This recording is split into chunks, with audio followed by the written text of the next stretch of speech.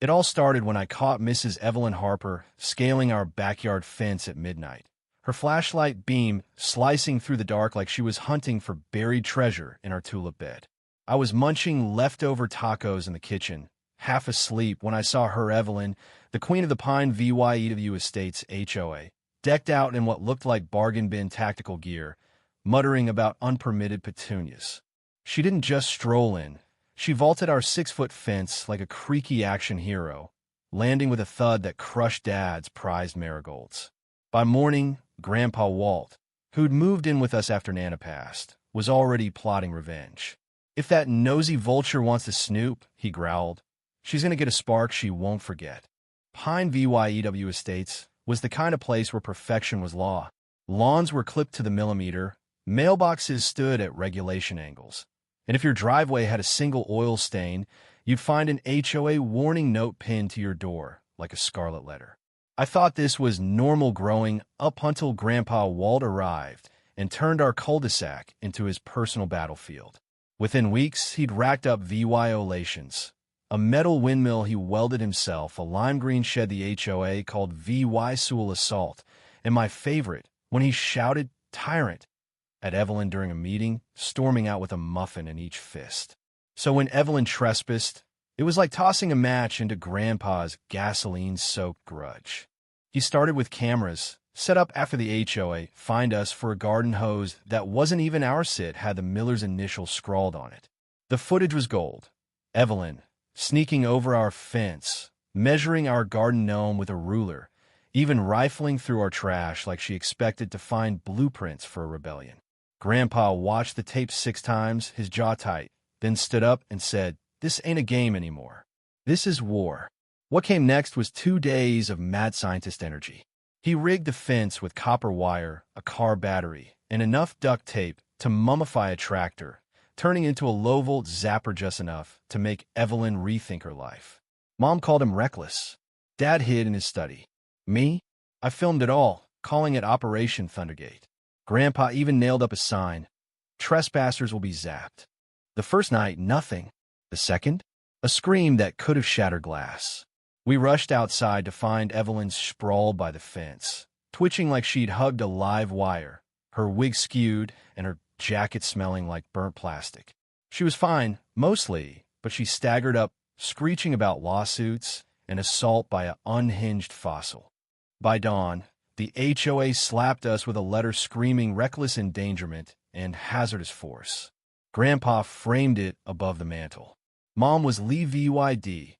Dad stared into his coffee like it held life's answers. Meanwhile, my VY Deos started blowing up online. The neighborhood split like a fault line. Some neighbors, like Mr. Lee, sent over cookies, whispering, "Give him hell, Walt." Mrs. Ortiz dropped off a casserole, saying she'd caught Evelyn measuring her rose bushes. Others, like Evelyn's HOA cronies, called Grandpa a menace. Then things got weirder. Someone cut the fence wires snipped clean, with footprints leading to the alley. Grandpa's eyes darkened. "This ain't just nosiness," he said. "This is organized." That's when Lucas Chun, a lawyer 2 houses down who'd been fined for his unapproved bamboo garden, knocked on our door. "I've been waiting for someone to fight back," he said, grinning. "I'm in for free." It wasn't just about the fence anymore. It was Evelyn's midnight raids, the HOA's petty fines, the way they made us feel like prisoners in our own homes. Then came a bombshell. Grandpa was helping Mrs. Dawson fix her birdhouse when he found a tiny microphone hidden inside, wired to record port shatter. Lucas brought a tech friend who traced it to a shady outfit called Community Watch Systems. Pastor Green found another mic in his hummingbird feeder. Evelyn, cornered, stammered about safety initiatives before vanishing into her house, ordering takeout to avoid the mob. Grandpa didn't wait for permission. He set up chairs in the cul-de-sac, propped up a whiteboard labeled HOA, Homeowner Oppression Agency, and called a meeting. By dusk, 30 neighbors showed up, some with snacks, one with a drone for my footage. Lucas laid it all bare. VY Deos of Evelyn trespassing, audio from the mics, leaked HOA emails about correcting non-compliant BHUV VY, or Mrs. Carter admitted she'd been fined for a too cheerful mailbox. Mr. Ruiz's parrot Mango, started squawking, "Hide the chimes." "They're listening," in Evelyn's exact tone, learned from who knows what overheard rants. The crowd was furious, but they laughed to the absurdity of it all. The birdhouses, the parrot. Daryl, Evelyn's sweaty deputy, tried to defend the trial surveillance, but bolted when Lucas asked who funded it. It was chaos, glorious chaos, and Grandpa sat back, sipping lemonade like a general who'd won the day. The HOA doubled down, sending a legal notice on paper so fancy it screamed, "We are serious." It demanded we dismantle the fence, pay a due law $4,000 fine, and apologize to Evelyn, who was now limping around in a neck brace, milking her trauma on a local talk show, while VYing a singed glove for sympathy.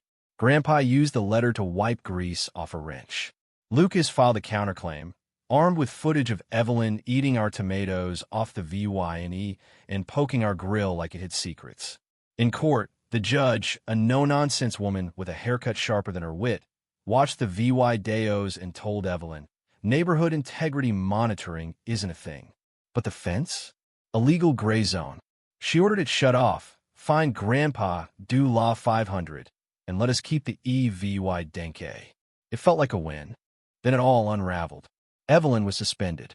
Half the HOA board quit. At the next meeting, packed with 50 raging residents, a quiet man named Harold Vance, who'd lived here forever but never spoke, stood up. As HOA founder, he said, "I'm dis-soul VYing it." This was about community, not spying or vendettas. He stared at Evelyn. "And you ruined my azaleas in '09 with your sprinkler rules." I never forgot. The room erupted cheers, hugs, someone's leftover party confetti. Pine VYEW was free. Flamingos sprouted in yards. The Ortiz family put up a giant inflatable unicorn. Mr. Lee taught bamboo growing classes. Grandpa rewired the fence to blast Sweet Home, Alabama when the dog bumped it. But peace didn't last. One night, the wires were ripped out, buried under mulch like a professional hit. Grandpa didn't fix it. He just sketched a new plan, motion sensor sprinklers laced with glitter. Then came the note, typed and unsigned. Dismantle all modifications. Surveillance Phase 2 has begun. Grandpa pinned it to his garage wall, scrawled round 3 in marker, and smirked. That night, I saw a drone's red light blinking above our house. Its stare then vanished. Grandpa was already drawing again, muttering about sky defenses. Pine VYEW estates would never be tame again, and we were better for it. Share this story to spark debate. Was Grandpa Walt a hero or a reckless VY Gilani? Should Evelyn face jail time for spying, or was she just enforcing rules? Would you join the rebellion or side with the HOA? Drop your thoughts below, hit like if you're Team Walt, and subscribe for more wild neighborhood sagas.